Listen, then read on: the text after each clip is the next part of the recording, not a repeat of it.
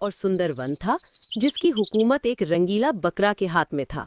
रंगीला बकरा के पड़ोस में एक राज्य था और उस राज्य का राजा शेर सिंह था, जो अपने राज्य का विस्तार करने में लगा हुआ था। महामंत्री वीरू, क्या तुमको ज्ञात है कि हमारे जंगल का विस्तार कितना है और हमारे आसपास कौन-कौन से राज्य बड़े हैं जो विस्तार में हमसे ज्यादा हैं? महाराज, इसके बारे में तो हमको संपूर्ण ज्ञान नहीं है, लेकिन हमारे राज्य में एक विशेष चित्रकार हैं जिन्होंने आसपास के सभी पड़ोसी राज्यों का चित्र बनाकर उनकी रूपरेखाएं तैयार की हैं।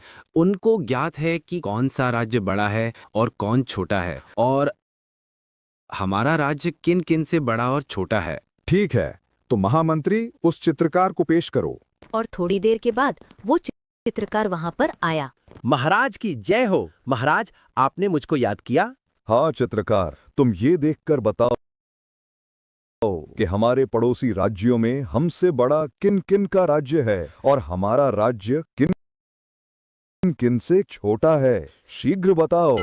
महाराज, हमारे राज्य के आसपास टोटल 7 राज्य है और जिनमें से हमारा राज्य का विस्तार चौथे नंबर का है। हमसे 3 राज्यों का विस्तार अधिक है। कौन कौन से हैं वो 3 राज्य? महाराज, सबसे पहले तो मणिपुर देश आता है, जिसको मणि के नाम से जाना जाता है, और मणिपुर के राजा इस समय भैरव सिंह हैं। और दूसरे नंबर पर देश है पंचन नगरी और उसका राजा है गोरिल्ला। और तीसरे नंबर पर आता है स्वर्ण देश और उसका राजा है रंगीला बकरा। ठीक है, तो चित्रकार तुम जा सकते हो। और चित्रकार वहां से चला गया। फिर शेर सिंह के दिमाग में एक भयानक विचार आया।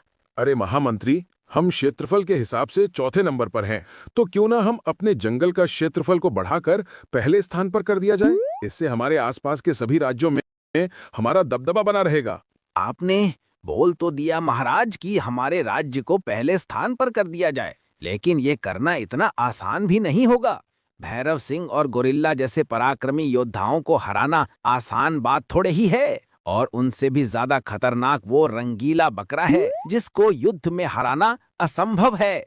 भैरव सिंह और गोरिल्ला से भी ज्यादा खतरनाक रंगीला बकरा है?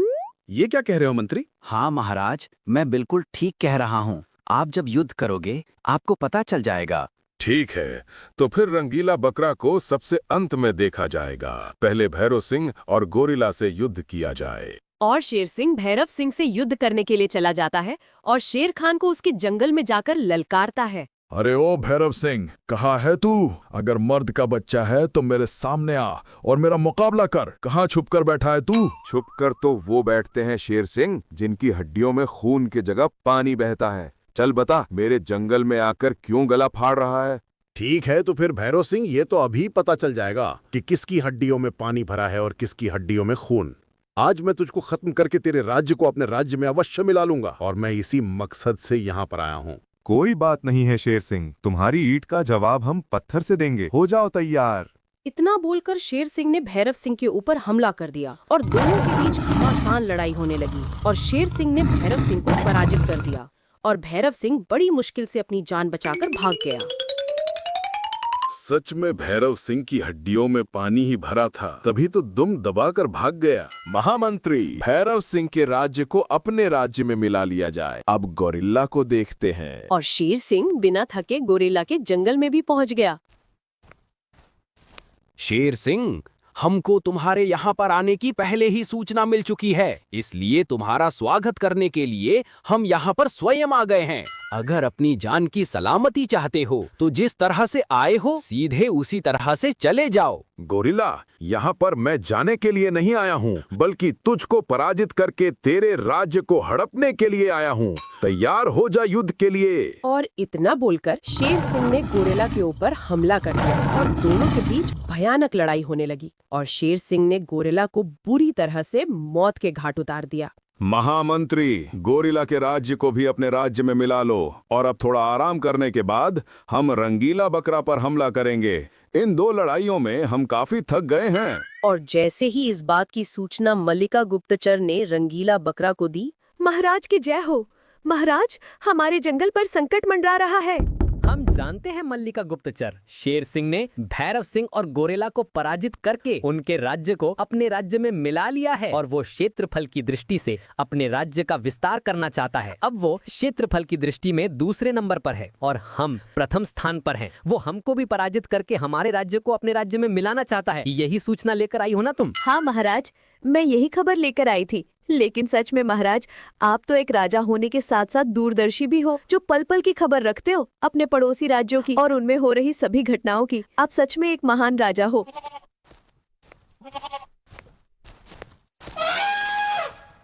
महामंत्री भीम, हमारी बात को ध्यान से सुनो। अभी अभी शेर सिंह ने 2 राज्यों के राजाओं को पराजित कर दिया है। अब उसकी नजर हमारे जंगल पर है और वो सेना लेके युद्ध नहीं लड़ता बल्कि खुद राजा से युद्ध करता है। अगर उसने हमसे युद्ध किया तो हम पराजित हो जाएंगे। इसीलिए तुम अपने भाई बाला को शीघ्र बुलवाओ। हमारे पास आज रात का ही वक्त है। कल सुबह शेर सिंह हमारे राज्य पर हमला करने के लिए आएगा। और थोड़ी देर में बाला भी महाराज के दरबार में आ गया।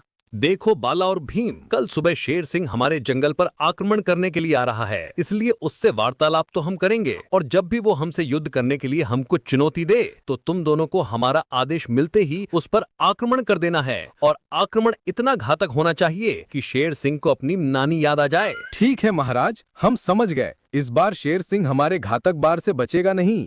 महामंत्री, सूर्योदय हो गया है। अब मुझे रंगीला बकरा को पराजित करने के लिए जाना है और फिर हमारा राज्य सबसे विशाल और शक्तिशाली बन जाएगा। और आज तुम यहीं पर रहोगे, हम अकेले ही जाएंगे। आप अकेले जाएंगे महाराज? लेकिन क्यों? महामंत्री, हमने ये 2 लड़ाइयां लड़ी थी, क्या आपकी आवश्यकता पड़ी थी क्या इन दोनों लड़ाइयों में? जबकि वो इस रंगीला बकरा से कई गुना ज्यादा ताकतवर थे। इसीलिए तुम यहीं पर रहो और हमारे आने का इंतजार करना। इस रंगीला बकरा को निपटाकर मैं अभी आता हूँ।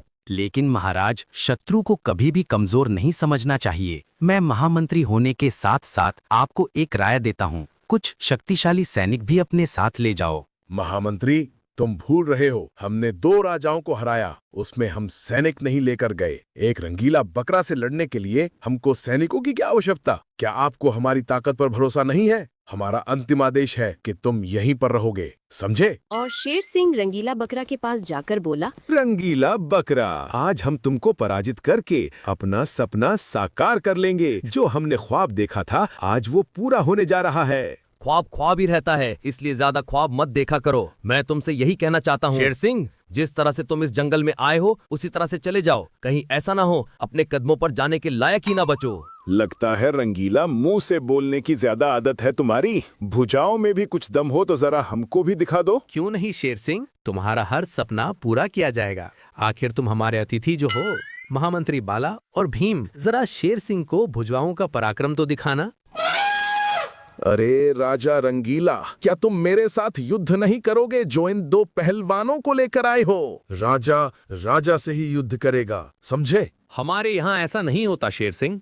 अगर तुमने हमारे इन बहादुर सेनापतियों को हरा दिया तो हम अपनी हार स्वीकार कर लेंगे। पहले तुम इनसे तो निपट लो। बाला और भीम, उठाकर जंगल से बाहर फेंक दो इस कचरे को।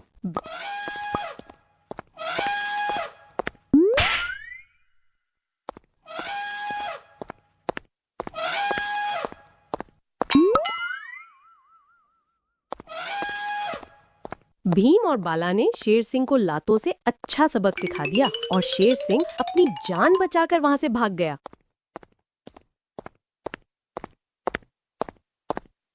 महाराज, क्या हुआ? क्या आपने स्वर्ण देश के राजा रंगीला बकरा को भी अपने अधीन कर लिया या नहीं? नहीं महामंत्री, तुम ठीक कहते थे।